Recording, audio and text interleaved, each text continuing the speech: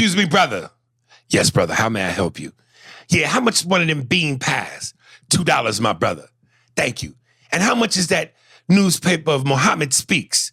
This is free, my brother. Thank you. I like your demeanor. What's your name, brother? My name is Brother O. Steve. All right, coming out of that, 3, 2, 1. That was a homage to yesterday's episode. But how many? Who's going to be upset about that? Do you think you're going to get anybody upset about just that? Well, that I don't know. Motherfuckers get upset about anything now. But I'm waiting to see what it is because, like Brother RZA said, hold on to your belts. Like my man Guy Fieri from Triple D, when he does a restaurant, he tells them, your shit's about to be hot now. So he said, hopefully, knock on wood, that we would get a lot of it's going to turn the volume up for us. And the emails, I figure some are going to be very positive and some are going to be very negative. And if you did listen to the podcast for the first time because of Brother RZA Islam, and now you're listening to this one, email me, AriSpears45 at Hotmail, with all your pissed off comments and concerns or congratulations and well wishes and thank yous. And if you certainly new to the podcast because of yesterday's and you feel like you sniffed you did a bump of the comedy coke and you're kind of feeling us, welcome. And as I say again, start from episode 1, work your way up contextually, comedically. It'll all make sense to you. You listen out of order and you read the book out of order, you ain't gonna really fully understand the story and appreciate the story of where we've started from point A to B. So, welcome. Yeah, I just can't wait to see the emails. Right. After. Overall, what did you think about it? I had a great time. I actually had a good time. I'm glad we had the conversation. I think, like he said, we can have a conversation and still agree to disagree, and there's no problem with that because we had the conversation. And we put information out there, and people are, the greatest problem that I see with holding people back from putting out information is that then you discredit the others. You're discrediting yourself if you're not allowing that other information to flow, because then people don't trust you. Right. And this is a very serious subject when you talk about a vaccine, that you're putting something in your body, and people should have all the information, good or bad, positive, negative. I understand how social media would like to keep things that aren't true off social media, but as adults, we have to be able to do some research too. And based on that, in terms of keeping people off who aren't what they should be or what they claim to be, then that means a lot of motherfuckers would have to get off because all these Google scientists and internet doctors, there's a lot of those. And I don't have any problem with those going away. But when you're just putting out information that you have that is available to the public, that goes against the happy way of thinking right now, which is that we're going to do this and we're all going to get through it. I have a problem with that. You got to be able to give everybody the information. People have to make an educated choice and be able to make their choices off that. Again, I'm for the vaccine. I've been vaccinated. I just believe in it. I understand the other point of view, and that's why it should be expressed so that people can make intelligent decisions based upon what research they do. But you got to do real research too, people. That's the other thing. I believe in it too. But like I said yesterday, a lot of noise, and the noise is bothering me, and it's confusing me, and I should probably stick the landing and not waver. But I mean, because what's done is done. You know what I mean? I got it. It is what it is. But like you said, and I'm going to go back to one of your earlier points, it's like the news. You got to hear both sides. You got to hear MSNBC and Fox, even if you don't like Fox. So that's I'll think of it like that. Yeah, well, that's the problem when you do research. When you do research, people tend to look for things that they agree with. But that's not the best way to research. You want to look for articles and information that you disagree with that doesn't make you comfortable, because then you can read that and then you put that up against what you have already read. And that's how you make clear decisions, because you have both sides of the argument.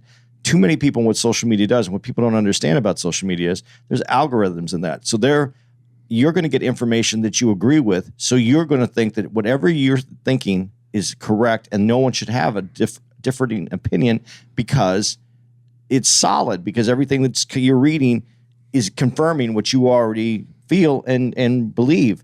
But that's not the truth. That is the algorithm giving you more of the people giving you the same information that you believe. You got to get up. You got to do some research. You got to make sure that the information you're getting is correct. And in anything we do, we deserve to have the information, and for us as humans to make decisions based on the information that we gather. That's really what this was about, being able to have a conversation with someone and showing two different opinions can have a healthy conversation and still agree to disagree and still be able to do it in a way that there is no animosity, there is no anger. You could have a conversation. Yeah, big shout out. I'm not gonna get into the what's and the whys, but big shout out to our girl Kyla Lacey. I ain't gonna get into it, but you know, like I've said on the podcast, when Andy has been not on the road and somebody else had to fill in, you appreciate what you have when it's gone. Kyla, I love you, baby. I love you. I appreciate you. I'm gonna leave it there. But yeah. Okay. Email time. Yeah, let's do it. From our boy out the motherfucking woods, and he only comes out of the woods to write. He walks out. It's interesting. He walks out of the woods enough to be seen by the cars that pass on the interstate. He writes what he writes, and then he turns right back around and goes back into the woods. Ranfoots. The difference. Oh, wait, man. He wrote another one I wish I could have read first. Maybe this is attached to it. No, it's not. Because that one's about something else. But he actually was very excited about the fact that I keep bringing him out on the podcast. Bringing him out of the woods? Yeah, bringing him out of the woods. It's become a running joke to him and his wife and a few people. Damn, I can't find it. Fuck it. All right, let me go back. Ranfoots. I'll read this one anyway since I got to it. The difference. What's up, Aries and Andy? It's Ranfoots again, hailing from the Windy City. Do they have woods in Chicago? Yeah, the outskirts. Yeah. Okay, so that's where he lives. I wrote this in response to the latest email episode. I agree with Aries about Kevin Durant. He isn't a leader, and he did indeed blew a 3-1 lead. Remember, the OKC Thunder was Golden State before the emergence of the Golden State Warriors. KD couldn't learn that team, and I can't entirely blame it on him. He doesn't have the X gene that Mike and Kobe had. KD also had a ball-dominant Russell Westbrook on his team that crumbled as well. KD left OKC ultimately because he knew he couldn't win with Russ. Russell doesn't have a high basketball IQ. He's got a savvy fashion sense, though, apparently. If Kevin had a little of what Mike had in him, he would have put Westbrook in his place and made it happen. KD is a great player, but his mentality is lacking. Let me stop for a second. That's what I was saying, dog. Mental fortitude. He's not the beast that Michael was. That's my take. I absolutely love the podcast, and I appreciate that I've become a recurring character. LOL. Aries, you are a comedic genius. I keep saying this. And Aries, and Andy, you are a beast as well. The 72-10 Bulls team is the greatest team ever assembled. The Golden State team would not have a chance. Keep up the good work, my people. By Ranfoots. We have to make a scurry sound after we read his email. That's funny. We're just going back into the woods. Like you just hear the bushes. Rustling, yeah. Rustling of the bushes. Few small twigs snapping. Oh, that's great. I like that. Yeah, man, I said it. Mental fortitude. But we're going to see if Westbrook can be checked, though, to this year. If LeBron checks him. Yeah. Yes. Did you see that picture of Russell Westbrook in the skirt with the combat boots? No. Skirt and combat. That sounds like you're gonna do battle. Yeah. Somebody on the internet put him in it was funny. So I don't know if you've seen that one, a Lakers jersey dress. No, I haven't seen any of this stuff. Yeah, he said it's from the waist up, it's really like a jersey, but then it opens up into a yellow dress. Very godmother. I think I saw a skit on, I think it was a TikTok, but it was on Instagram, and it was a dude who was wearing a full suit like kind of dress, but then he had a skirt on. And his girl made him go back and change. Thank goodness for her. Okay. Matt Johnson, a classic remake possibility. Double A Agents. What up, guys? And thanks for reading my email last episode. Getting straight to the point. In the movie Let's Do It Again with Bill Cosby and Sidney Poitier, there have been talks of a remake, and was wondering if you and Jew could pick your parts in the movie, which ones are going for. Of course, $10, a lot of money. Curious to know who you would choose. When I first read this out, I'm not understanding this question fully. And then he goes, P.S. I see you as Kansas City Mac, and I see Andy as boxing coach. P.S. I hope you both have seen this movie, LOL. I did. I know about the Poitier Cosby connections. Let's Do It Again, Uptown Saturday Night. Always forget what the third one was called. But I'm not understanding. I think your question is, I guess, who would we be in the movie? Because you say you see if they remade it, right? You see me as Kansas City Mac, which I'm trying to remember if that was John Amos's character, which I like that. But you see Andy as the boxing coach. See, I'd have to go. Jimmy Walker's boxing coach. I'd have to go see it again. I don't remember the characters. Yeah, and I think if you're really going to talk about a duo in that movie in terms of context, you'd have to decide who we'd be in terms of who'd be Sidney and who'd be Bill. If we were going to just remake another movie, we're going to reboot one that already exists. Right. What do you see us as? I feel like I should be able to say this off the top of my dome, but I feel like I got to think about it. I still see 48 Hours, but reverse the characters. And I'm Nick Nolte, and you're the Eddie character. Yeah, could be interesting. I just see you as playing that badass kind of.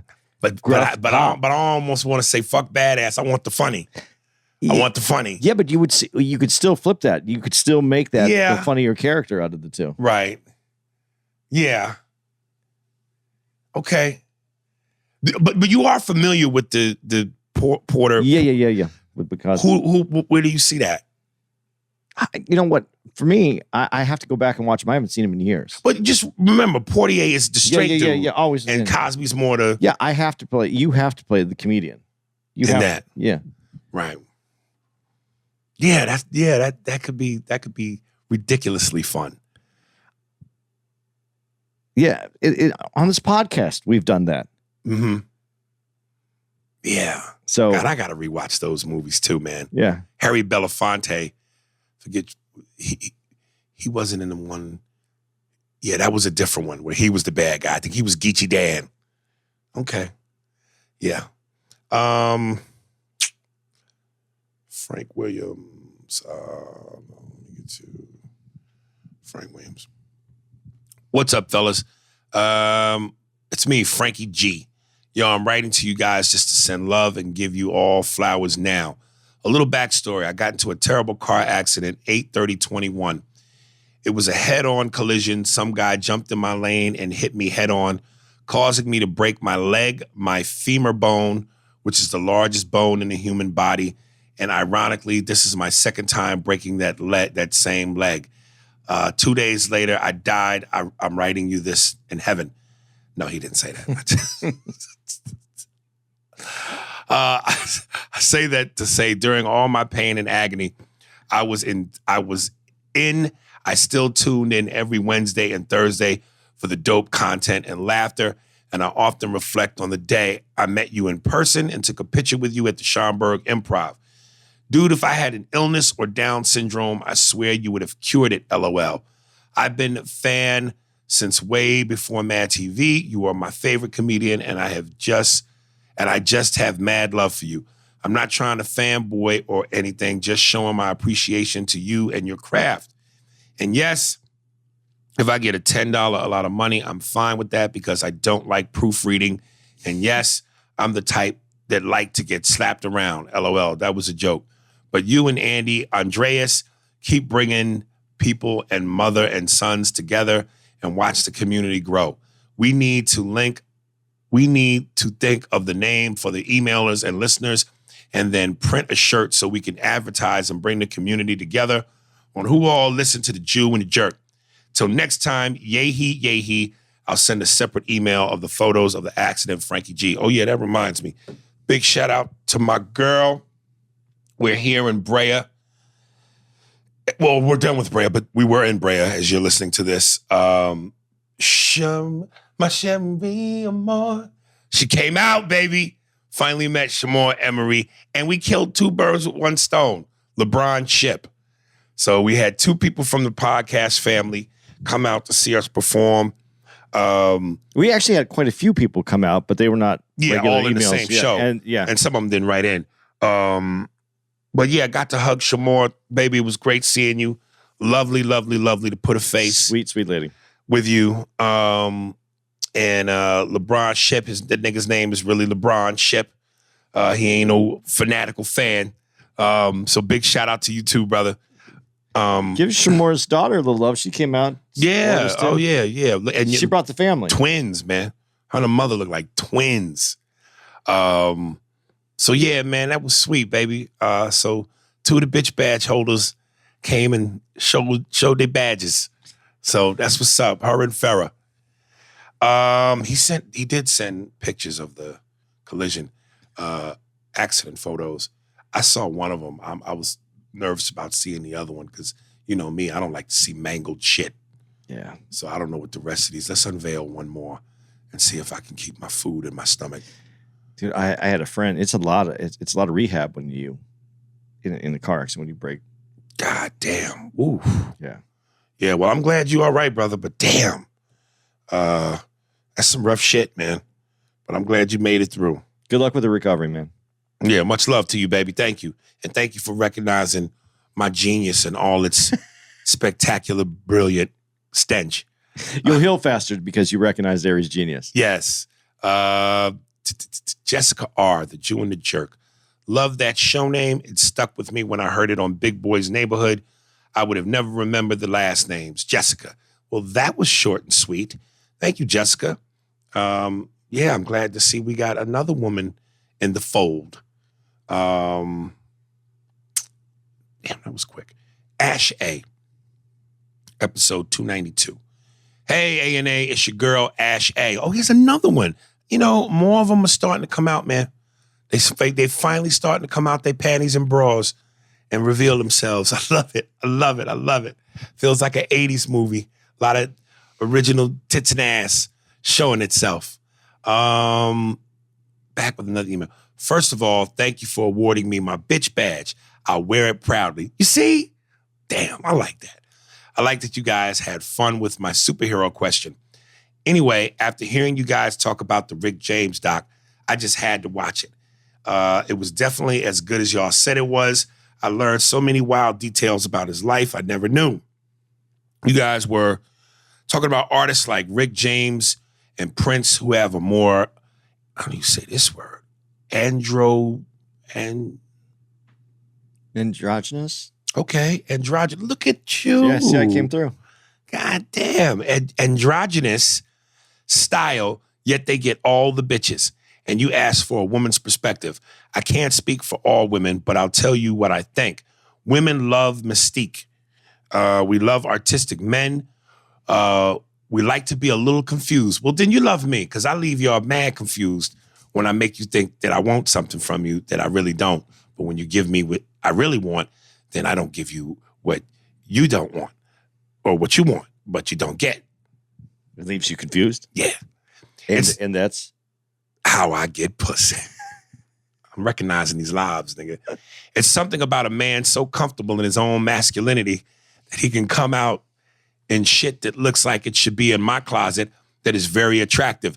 Fairy godmother. Well, but do you mean on that level? Like a Russell Westbrook skirt level? I don't know if that's what she's talking about. I'm just asking. I'm not saying. I'm asking. I hear you. But you can't be just anybody doing that shit. You have to have at least an ounce of natural sex appeal. And Rick James and Prince were very sexual in their performance and stage presence. Not to mention they were always wearing skin-tight shit so you could clearly see crotch and ass. Prince used to always have his ass out, so it's about how you wear it. My dad had that album where he's in those iconic thigh-high red boots on the cover. I remember seeing it and thinking he looked really fucking cool.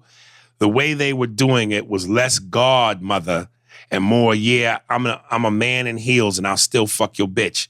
Like, I can't speak for everybody, but that's my 2 cents. Now, you know I can't leave you guys without asking a ridiculous question, so here goes. One thing that shocked me in the doc was when his ex said that they were supposed to be at Sharon Tate's house the night of the Manson family massacre, but Rick was tired and didn't want to go. But if he had been there, do you think it would have went down the same? Or would he have slapped the shit out those psycho hippie fucks? I picture something going down like Brad Pitt did in the Tarantino movie you hated. Something tells me he wouldn't have just gone out like that without a fight. What do y'all think? Thanks, guys. Ash A. Abso-fucking-lutely. Rick was a street nigga. And street niggas know how to get out of a goddamn situation. That nigga was a street nigga. He would have slapped all them goddamn hookies, including Manson, and had them kill each other. Niggas know how to get the fuck out of there.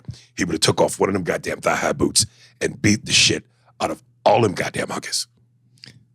I don't think they would have went. Who? He said he was tired. That's the only reason why he didn't go. No, the Manson family people. I think if they would have saw more people there, they might have got nervous and not gone. Yeah, because even no matter how crazy someone is, niggas make crazy people nervous. That's the power of niggerdom. Nigga is its own. It comes with its own weight that psychologically fucks white people up. Now, I think when you're saying that, like if it was Rick James, yes, they would get nervous. I think he would have held his own. You don't know how it would have turned out because they had weapons. But all that being said, it's a different story if Rick James there. Now, we just compared him to Prince. If Prince is there. I just think everybody has sex. And they say, fuck murder tonight. We'll murder tomorrow. Tonight it's sex because it's Prince. It's such an odd story though, that whole Sharon Tate thing though. We didn't even cover that when we talked about it, but it is odd that, yeah. Yeah, but you know, listen, any nigga from the projects or that grows up from the ghetto in the hood, they're just a different breed of person, man. Well, and then add someone who grows up the way he did and will wear thigh-high boots. And yeah, you got to be willing to to die before you fuck with Rick James. Rick was don't get it twisted. Rick jumped up on a table and put his dick in the CEO's face and said, "Play my goddamn record." you don't want to fuck with Rick. B. Jackson. Here's another one about that. It's the confidence for me, EP 292. Hey, y'all, listening to EP 292 while getting a pedicure, LOL. Just wanted to quickly answer Aries' question regarding what makes women sleep with a man that wears thigh-high boots. It's all about the confidence, my G. Not cocky shit, but super secure and confident in who you are. I'm not turned on by that per se, but I've been around it and can see why women go there. Love y'all. So then she does a follow-up and she goes, hold up. Fuck. Yeah, she goes, read the first email before this, which of course I just did. Just finished listening to the pod. I watched the Rick James documentary. I'm having an Andy. You got an I'm Andy. having a fucking Andy. An Andyism. Meanwhile, you said androgynous. Oh my God. I would like to recant my statement, LOL. I would have absolutely let this motherfucker hit. Laugh out loud, word up. She's a very freaky girl. The time you don't bring up the mother, she's all right. The girl is all right, girl. Yeah, man. You sing those college songs. Yeah, man. Shit. Rick, baby. I'm telling you, if I had the physique, I would do some shit like that. Because I believe the more cut up, lean, sexy you are, you just could pull shit off that chunky niggas can't. Well, okay, so those are the two that we keep saying, Rick Right. James and Prince. Prince. But David Bowie was one of those dudes. Does it work on a white dude? Absolutely. Music is the base. Music is the base to the recipe. That's what you call the, I'm trying to think in terms of the stock. In cooking terms, it's the base. Yeah. You know what I mean? Yeah. If the music is slamming, you can do whatever the fuck you want to do. Eddie Murphy, Delirious. You know, Mick Jagger's an ugly motherfucker with big ass lips. You know what I'm saying? That women go crazy. Yeah. And I'm not going to remember his name, the lead singer for Aerosmith. Steven Tyler. Yeah, they all dressed kind of Steven Tyler looks like a skeleton that lives. He looks like an old Jewish woman. Yeah, but I'm telling you, it's something about music that makes pussies get wet. If you a fucking singer, if you rock, rap, pussies just it's an exception. Music does it for pussy. Comedy is a close second. I get a lot of pussies wet because of my comedy. I've ran through a lot of bitches, yo, because of my comedy. A lot. I had a joke. I'm the Rick James of stand-up, nigga. I used to say a joke that women always said that they want they want a guy that can make them laugh. Yeah. And I said, so my joke was, so you mean like when a girl says to her dude, when the dude says to his girl, so honey, if I wasn't able to afford this Ferrari and this house and all this travel, right, you would still love me. And she would go, ha ha, you're so funny. No, you don't get it? Not really. He's saying that the joke is that she only loves him because he has all that stuff, and he brings it up. Like, would you still love me if I didn't have it? That's funny to her. Yeah, that's why she loves him. Yeah, see, that don't make the pussy wet. No, but what I'm saying is women still love the money, the power, the fame, the whole thing. You say comedy, it's not really a close second. Whose joke is this? Mine. It goes, I would think that it goes power, and then it goes looks, money, and then comedy. Say that again, the order? Power. Power has to be number one. Okay. Money doesn't always bring power, but has its advantages. It's the reverse was said on Scarface. And first you get the money.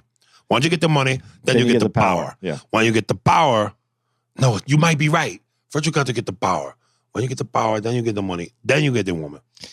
But I don't think none of that in Scarface was about being funny. No. So you say it's a close second. I don't think it's really that close. I think it's something women like to say. I don't think it's what women really. No, I listen, if you're tight enough with it, if you're a beast with it, yeah. Okay.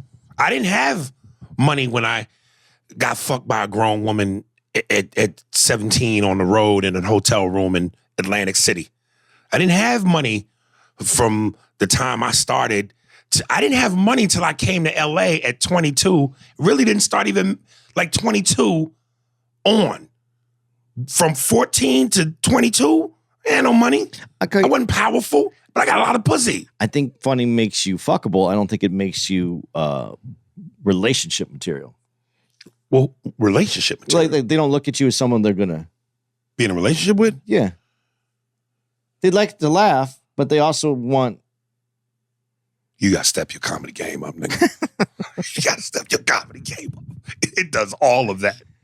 Okay. It does all of that if you know what you're doing. Oh, I definitely don't know what I'm doing. I teach you, Daniel, son. Best comedy still inside.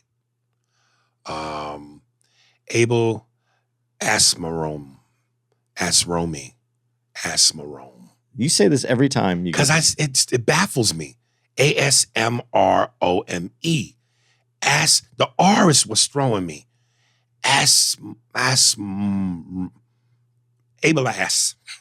You need to send us a breakdown, nigga. or a voice message so that we have it. Yeah. Major acting chops. What's up, A&A? Aries, I just seen your movie Chase, and you're like a little chubby Denzel.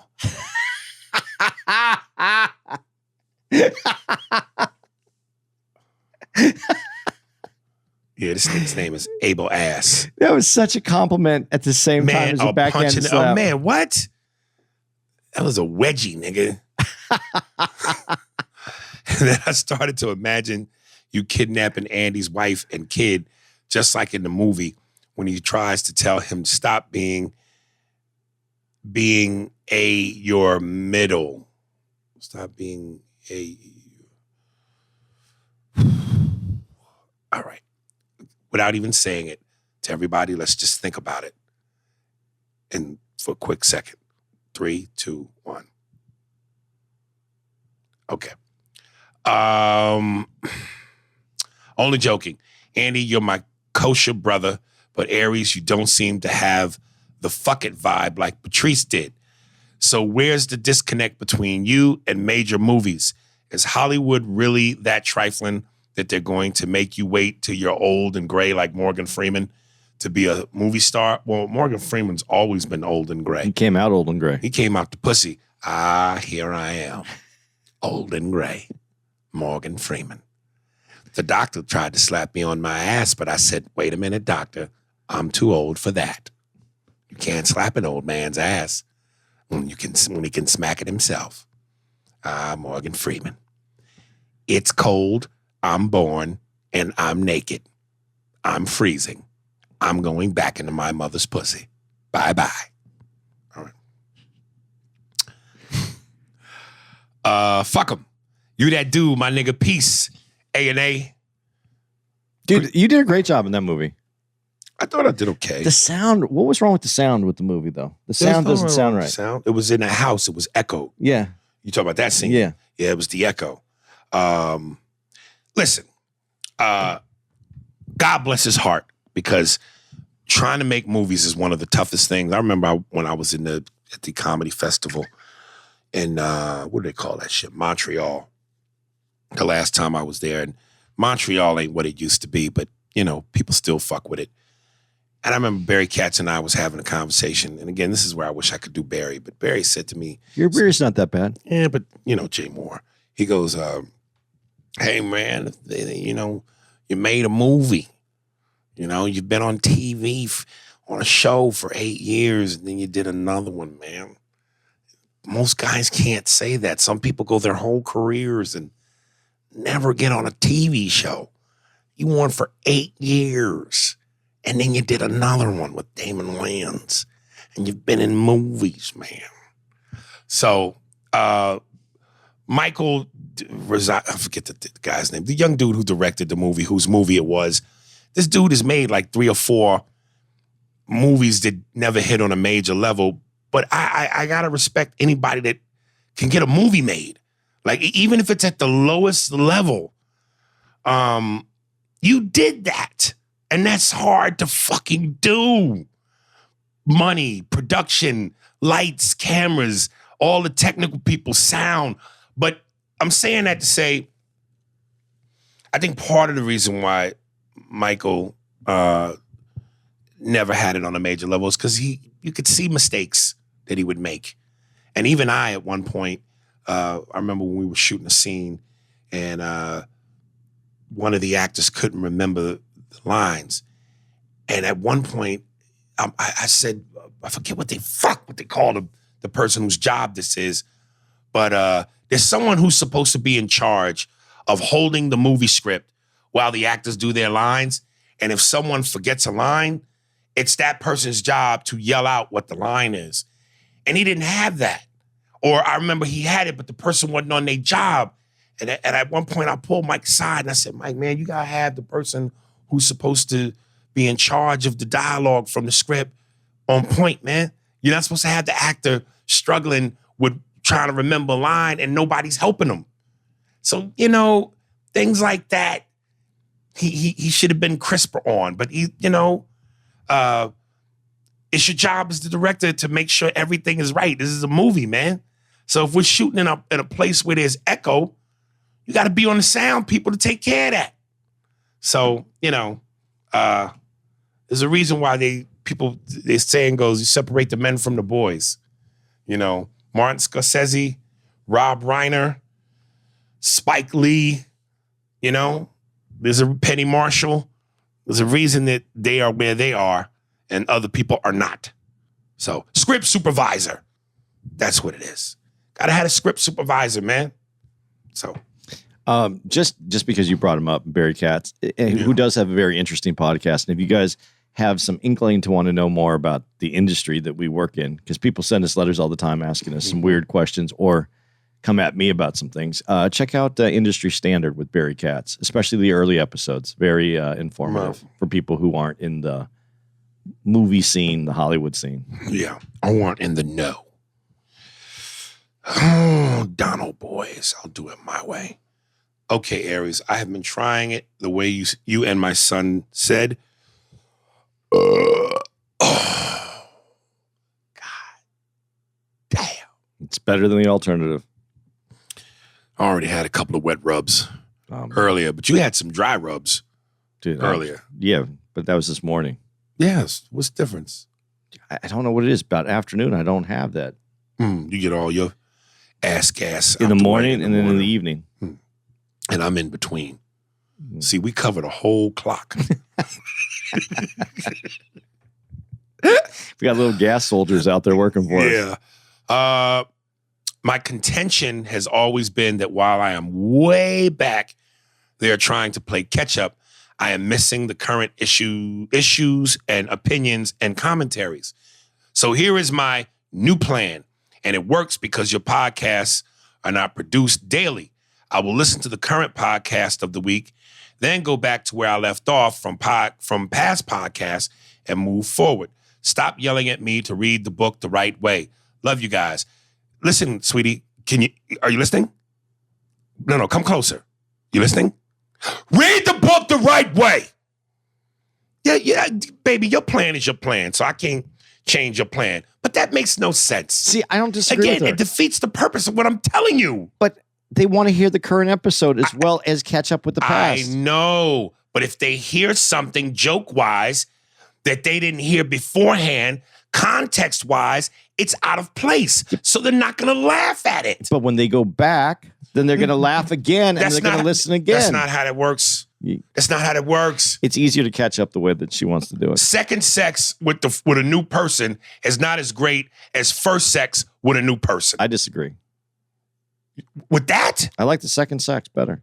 Than the first sex? Yeah. The first one's awkward.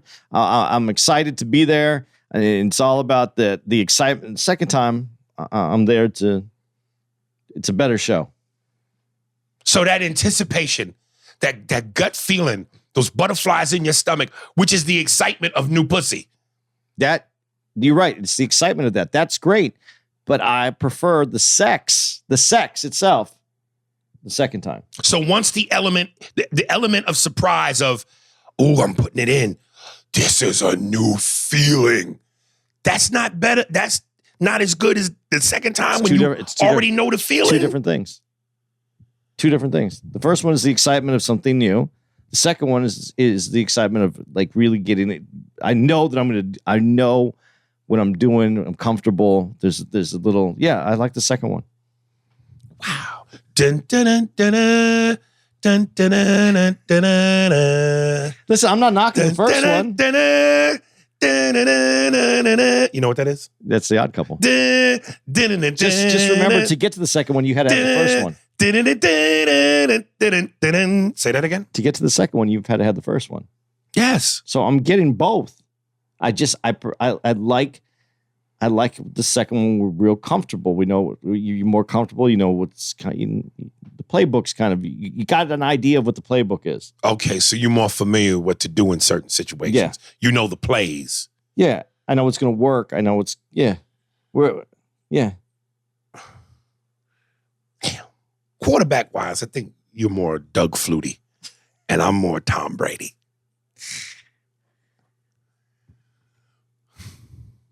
I was going to say it was completely different than that because you're not worried about the plays. You just want to get in there and get the game going. No, I'm Tom Brady. I know the plays first time I see them. Okay. I know how to read them.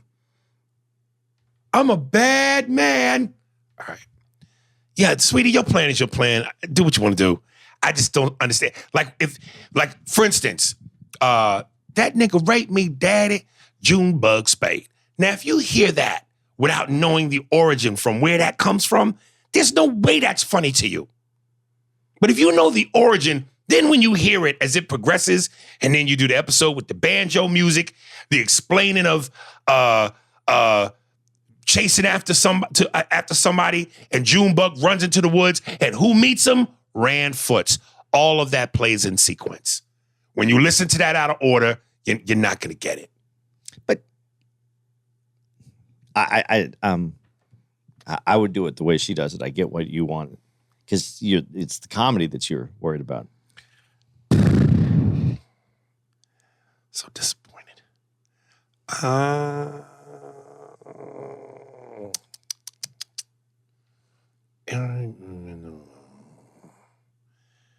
Eric Venable. Hey, Aries, you guys were killing me when you were talking about Mississippi.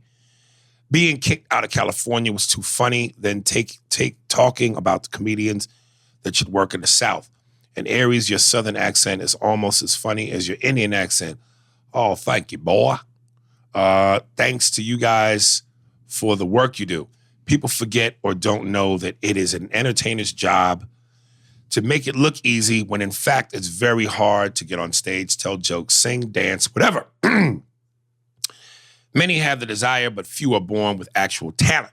So thanks again for your efforts, hard work, and physical sacrifices you guys make that lifts us up out of our realities and into a different world, even just for an hour or so. Peaky Blinders was a great series. I also recommend the Netflix series Rake. It's about a crazy lawyer in Australia.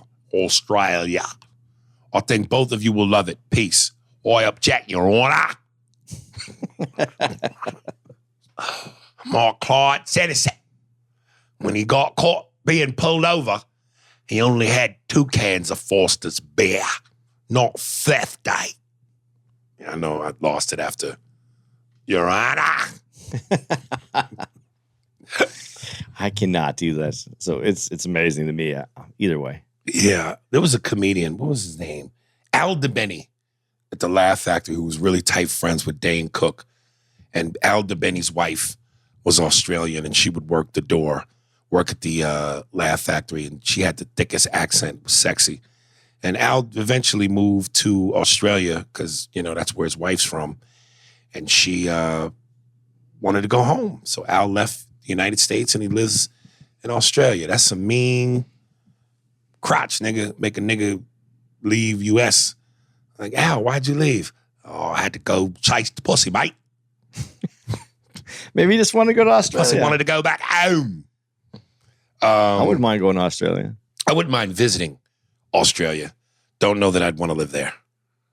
I couldn't see myself living in any country other than the United States, maybe London, because London is very metropolitan, and there's a lot of niggas in London.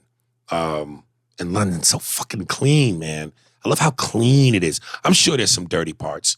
There's dirty parts everywhere, but some of London is so fucking beautiful, man. And, it's a beautiful place, isn't it? Any country you could see yourself living in outside of the U.S.? I haven't traveled as much as you. So. I know, but is there a country you've ever fantasized about? Spain, I heard, was amazing. The beaches are amazing in Spain, but to work as well? Or just to live? You mean comedically work? Yeah. It'd be tough. Yeah, I don't think I don't What if you didn't have to work and you had enough dough? You just go, man, I don't want to live here no more.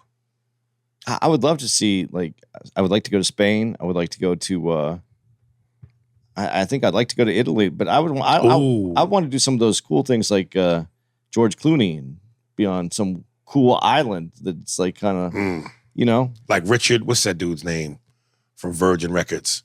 Richard Branson. Richard Branson, yeah. He just has his own island. You ever seen that on MTV? Yeah.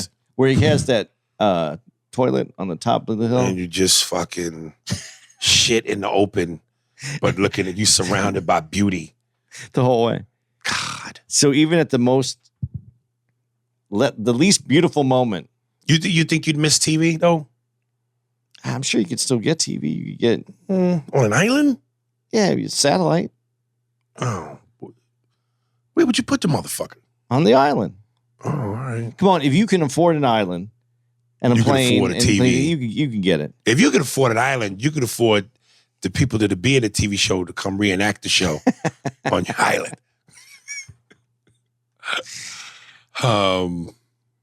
Damn. All right. Akil Kadash. Homophobic or just human? Sup, A&A? Question for you and the listeners. I don't consider myself homophobic. Who you fuck don't make me come? Oh, that's like that line in Jay-Z's song. What you eat don't make me shit. Who you fuck don't make me come. I just dislike overly flamboyant motherfuckers. They annoy the fuck out of me. Does that make me homophobic or just human for not liking a personality? Good question. Annie and I were just discussing this as the TV had on the Emmy Awards pre-party. And of course, the red carpet was being worked by Steve. Give me It's Raining Men in 3, 2, 1. Then let that play just for a beat. Not too short, but not too long. Coming back in 3, 2, 1. And listen, there's a lot of godmother in that part of the game, because that's what it is. Hey, man, I think some of it's a bit much. And I like Anderson Cooper is gay, but he's a diet gay. He's a diet gay. He's gay zero. I Whereas Billy Porter is nigga Coke with Mentos in it. It's explosive. So I just don't like. To me, it's a bit much. Some of it's a bit much. I just say, for me, I like when the volume is down a little bit. But everybody has a way to express themselves. So, but I kind of more would lean towards this answer to this question. If it makes you uncomfortable because someone's flamboyantly gay, let me ask you this reverse question. Does someone who is aggressively heterosexual make you uncomfortable? Well, now, I need details as to what that would be. Just those guys that are just look like they want to have a fight. They're very, they have an angst to them. They look like they're ready to do battle at any moment. That overly macho, just that whole. Does that, because that to me is annoying as well. That's called a real man. We died out in 1977. That's when we could still kick anybody's ass and get away with it. And being overly we had hair from our toes to the top of our necks. And you had names like Bert. We were men. We not only ate the meatloaf off the fork, but we fucking chewed the fork. We wore too much cologne. And when we asked a woman for sex, we demanded it. And if she didn't give it, we demanded it again. And I was going to say, that womanizer type of dude, does that bother you? Does that bother you as well? Because if that does, that just shows that you're a person that's more, I would say, in the middle of how we relate and speak and talk to each other, which is without going to one dramatic side or the other. Only a real man can eat pistachio nuts with the shell. That's what real men do. You don't break the shell and eat just the nut. You put the whole thing in your mouth and you crunch down and bite till you start feeling blood.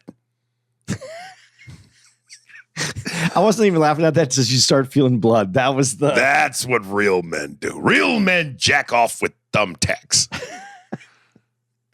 That's what we do. You put a handful of thumbtacks in your hand and you grab your cock and you just keep yanking and yanking and yanking till when you open your hand, you have a mixture of metal and skin and pus. That's what real men do. Real men. Fucking pansies. Real men. Brought to you by, I don't know yet, because real men don't think. We just act. Homemade chewing tobacco. Homemade chewing tobacco. None of that fancy shit. Rip the bark right off the tree. Rip the bark right off the... Make love to a woman, even though we don't have any on deodorant and haven't showered in weeks. And if she can't stand it, we just smother her with our funk till she passes out. And she wakes up appreciative. Does this guy have a name? Not yet, but I'm going to come up with one. Real men smoke M80s. And when we blow half our teeth out, yeah.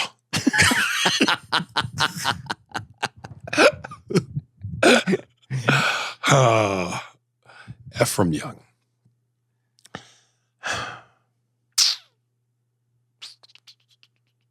Okay.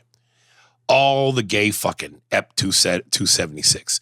Oh, Ephraim, we met him too out here. Yes, that's right. Ephraim. Damn, so we had LeBron Ship, Ephraim Young. Ephraim came a different day, though, right? Came a different day, yeah. Friday. And Shamar. God damn, was it like an all-star for the podcast. We could have filmed it. We could have had our own red carpet. Yeah. What's up, brothers?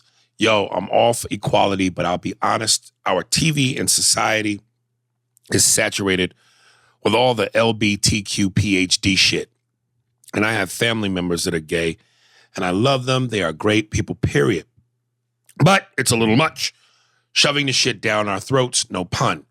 I'm sorry, I don't want my babies knowing at such a young age about homosexuality and they seeing same-sex kissing, guys dressed up like girls, award show guys, tongues going down throats and shit, commercials showing same-sex marriages, etc. It's too much and I'm an 80s baby. I grew up with ass-whooping slasher movies, TNA in every movie, smoking in the house, etc. Laugh out loud, which isn't right either, but at least there were more men who were men and women who were women. Don't shove your beliefs down our throats, because I'll be honest, Caitlyn Jenner looks horrible and it's not natural. You didn't say it, I did. Keep your politics, religious beliefs, sexual orientation to yourself and we'll be fine. Everyone should be able to make their own choice without the pressures of the world. Thank you for all your great content, fellas. Ephraim, Catskills, New York. What do you think? Oh, boy.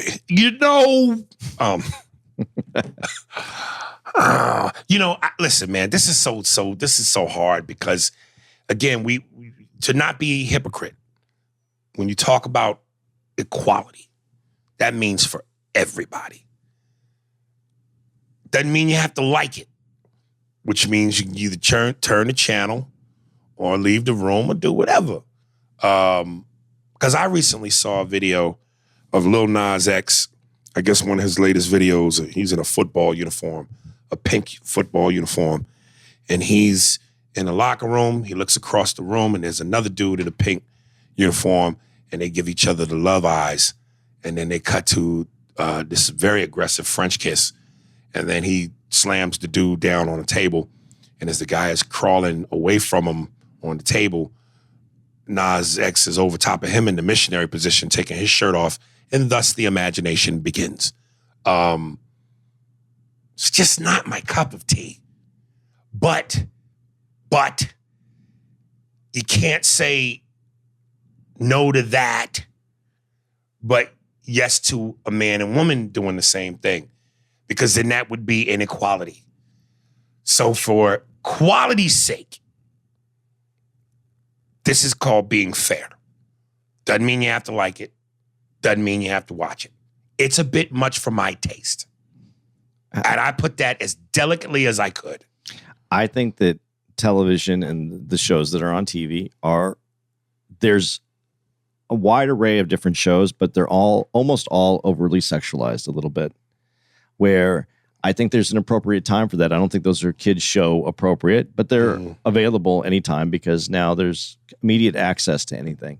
But I think there should be something to say about over-sexualizing the culture for children. They shouldn't have to grow up in an over-sexualized state.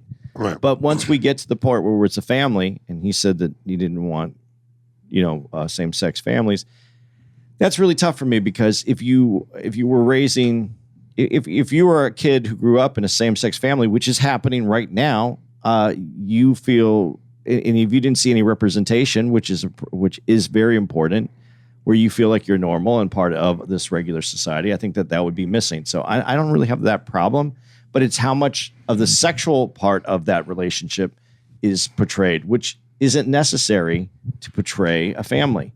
I mean, I didn't see, and I'm using this as a bad example, but I didn't see the Brady Bunch. I didn't see Mike and whatever her name was. What was Mike? Carol? Was it Carol? Mike and Carol. Might not have been Carol. Yeah, they weren't Little Nas X and scenes where Carol's getting, Well, we know why. Yeah, but San Francisco. But that wasn't the portrayal of the portrait of the portrayal of the family wasn't the sexual part of the family, it was the family. Right. And some of those shows are still needed. And I think if you do a show that was done well as a same-sex couple raising a kid, I mean, that makes sense. But again, if it's for kids, why would we over-sexualize that part of the show? So that's my take. It's worth nothing. Oh, it's worth something, Andy. Yeah. Rashad Simmons, good stuff. I agree with you 100% about feeling like I'm losing my country. Oh my God, there's so many of these. I didn't know we hit a chord. I didn't see the commercial for Cinderella, but that fairy godmother line killed me every time. Even Andy got in on it, LOL. But check this. The backlash you're going to get from the LBQIA and Spaniard community will make my emails read like a nursery rhyme, nigga, LOL. Good luck. And also, you did the random African dude. You have to, you did the random African dude, you have to say in the matter. That's my shit. You have no say in the matter. Yeah. Now, I don't think that the backlash is there because we're being fair. I think we're trying to be fair about it. Yeah, that's why I said, look, in terms of equality, what's good for the goose is good for the gander. Don't mean you gotta like it. But if we're talking about, because if you strip away their right to have that provocative stuff, but allow others to do it, then we're not being equal. And if we're gonna not be equal for one group, that means we now leave the door open to not be equal for another group. And we all are cool until we don't get treated equally, and then we have a right to scream about it. So, yeah. Some people's screams are different than others, though. God, I love that. Let's say. Is that another one? No. It's one I'm choosing not to read. We'll try to read one more. Let's read someone we haven't ever read before. Not many of those. Motherfuckers be slow to writing in. Shit, I'm trying to pick Matthew. Dude, I be forgetting. Sometimes I'm like, did I read? I don't read some of these because I'm like, did I read it before? I can't remember. Okay, let me try this one. Okay, let me try. I hope I didn't read this one. Larry Hodges, Man Food, Seagal versus Van Damme. What up, ANA? I wasn't even going to respond right after listening to episode 281, but by chance, I happened to get caught up in the AMC playing Hard to Kill and Out for Justice. Back to back. It's almost like AMC's programming people listen to your podcast, LOL. So I ended up watching both movies after having not watched them in years. Both Seagal and Van Damme had relatively short but great runs as Hollywood action-leading men, but I think y'all need to put some more respect on Steven Seagal's name. Everything Seagal did from Above the Law to Under Siege is still watchable and entertaining. Van Damme had some good ones, and incidentally, me and Andy the other night was watching Bloodsport at my crib, and Andy saw the infamous "look at my booty" scene that Van Damme did. Was I exaggerating? No, it's a double take. It's a double take. Did you Wait. see it? Okay, wait. No, now look again. Yeah, Okay. yeah. So he pulled his drawers up just so he could get a glimmer of that golden ass. Van Damme had some good ones, obviously Bloodsport and Kickboxer, but he loses points for Street Fighter and Time Cop. Well, wait a minute. Incidentally, Time Cop was his biggest hit. That was his big, I am official Hollywood hit. And Time Cop wasn't bad. I've watched both those movies in the last year or so, and they still suck. Time Cop might have been a better reception when it first released, but I don't think it has aged as well as Van Damme's earlier movies. And Van Damme was at his prime when Time Cop and Street Fighter came out. In spite of Steven Seagal being obese and weird now, the movies he did in his prime are still entertaining and still man food. There's no way Van Damme's movies have more replay value. Give Seagal his flowers, Aries and Andy. Peace and keep up the great shows. Larry Hodges. Anybody see Richie? Anybody see Richie? Dude, I think in that period, that very primal period, both Seagal and Van Damme was watchable man food. I'm trying to think of when did it fall off? When did Van Damme start doing the straight to 99-cent bin movies? When did people stop giving a fuck about Steven Seagal? Because there was a point when they both came out, then was the two baddest boys on the block. Well, where was Stallone and Schwarzenegger at that time? Well, they were the reigning champs, but they were already established. Okay. These two dudes came in as new hot blood, who you thought may have given Stallone and Schwarzenegger a run for their money. But, you know, Stallone and Schwarzenegger was the champs, nigga. Them was the big boys, you know. But yeah, man. No one can beat us. We're too strong. Me and Sly. Oh, this is funny. These cute guys. What's their names? Van Damme and Seagal. This cute. They think they can compete with us. Yeah. Sly, do you think we're better than them? Of course we're better than them. These guys ain't good. These guys don't make hits. I got Rocky. I got Rambo.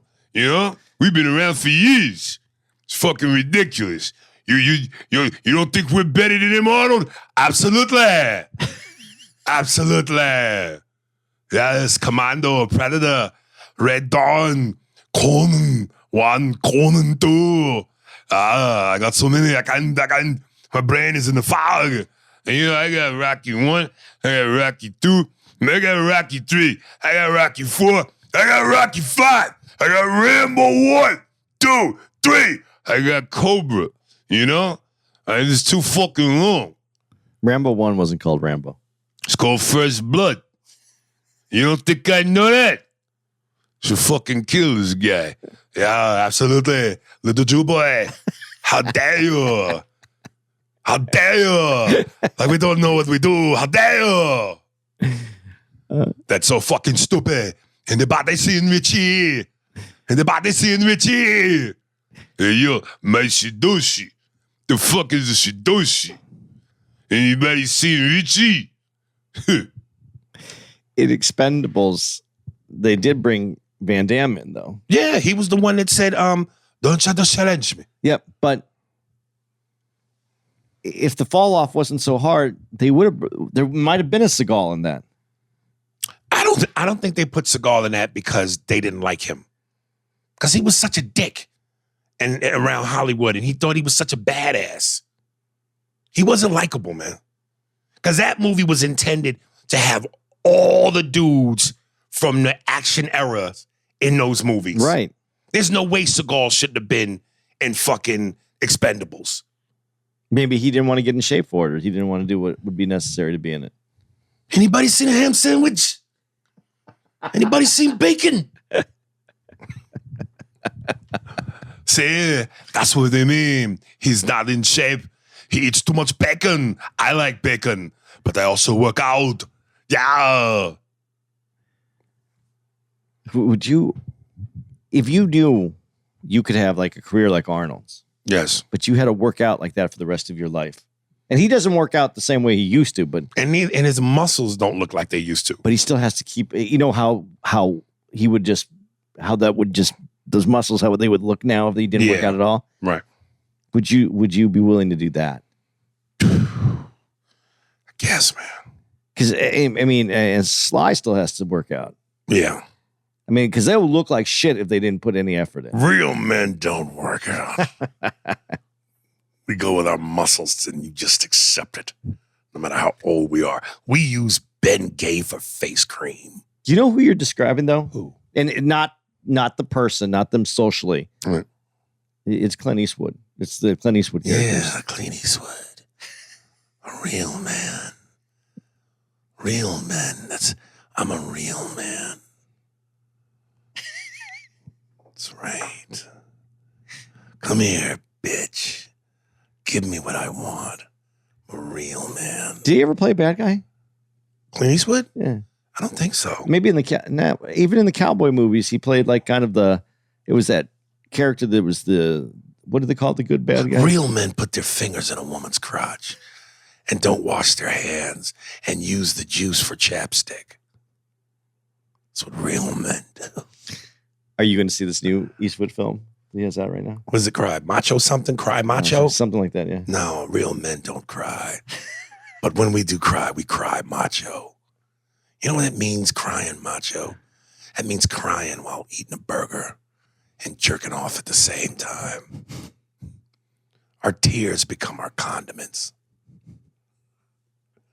I need a double cheeseburger with bacon, cheese, lettuce, tomato, all the fixins, and tear juice.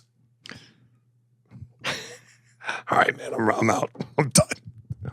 All right, guys. A musical guest. Wait, no, I got to tell everybody we're going to be. Shit, yeah.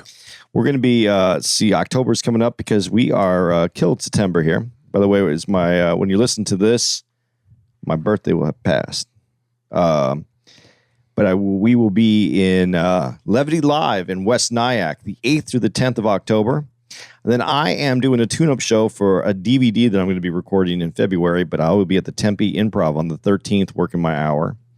And still to be determined if I will be with Aries, but Aries will definitely be in Tampa Improv, which is actually, where's Tampa Improv? Tampa Improv. Yeah, what's that called? The city that's actually in? Aries, come on. Ybor. Ybor City, the home of where all cigars used to be made. And From that movie, Live by Night with Ben Affleck. That's where it was. Ybor. Yeah. My favorite scene, him and the guy go in there to talk to that guy. That's great. Yeah, when he sits there and he goes, you're basically just a Klansman or some sort of redneck. And the guy goes, son, you're highly mistaken if you think that's all we are. Hell, we got lawyers and politicians and police on our payroll. Hell, we even got a judge. And Ben Affleck goes, so basically, you're threatening me with men that are more powerful than you. Yeah. The fuck do we need you for? Pow! In the dome. So Aries will be reenacting that scene on February 15th and 16th, and that's in the Tampa Improv in Ybor City. And then very, very exciting.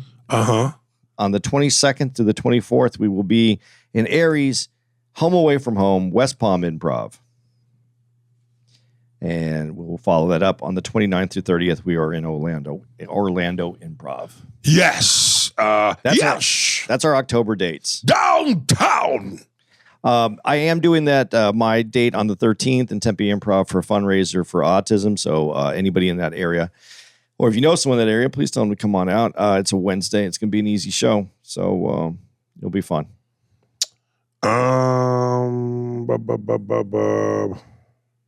Shit. I am trying to pull up. I had a guest, But again, motherfucker didn't follow directions, and I'm opening the mail for the first time and see that he didn't follow directions. So therefore, I can't play this motherfucker. So I'm looking for another one. Okay, here we go, I think. Shit. I think I'm eventually going to run out of these motherfuckers because nobody listens. All right, let me go to my file that I specifically have for these fucking idiots. All right. Dorian Joyner. Xenomorph Intuition featuring TVE Productions, DJ Sprite, and Spacebound Production, DJ Sprite. It's Xenomorpheus 777. I think the song's called, well, he's got two, Spacebound and Intuition. Which one you think I ought to go with? I like Spacebound. Okay. I got an iffy feeling about this. You got an iffy feeling about Spacebound? Yeah, just because the Xenomorpheus. Well, the reason I had to pick Spacebound is because yesterday's podcast is going to come out is from the Nation of Islam. And spaceships. And so Spacebound is the direction that if you're a member of the Nation of Islam, you believe there's a wheel waiting for you to come take you to the other planet. I'm not, and that is Neo, if you believe there's a wheel coming, then you must decide, are you or are you not? Is it a reality or is it not? Whoa, I don't know. But there's only one way to find out. I'll take the blue pill and go to Spacebound. That's the reason I thought it fit in. And that was not a knock on any of that. That was just I thought it fit with your... That was just the Jewish reality taking shape. That was the song that fit the theme. Here we go, folks. Whoa, Spacebound, Xenomorpheus, 777. We out. Thanks for listening to the Spears and Steinberg podcast. If you'd like to know who's responsible for this shit, well, it was hosted by Ari Spears and Andy Steinberg, produced by Steve Merrick and Anthony Holmes, executive producer, Big Papa, Robert Kelly, and Matt Klein-Schmidt for the Laugh Button podcast. For more information on where to find us on the internet, visit www.spearsburgpod.com.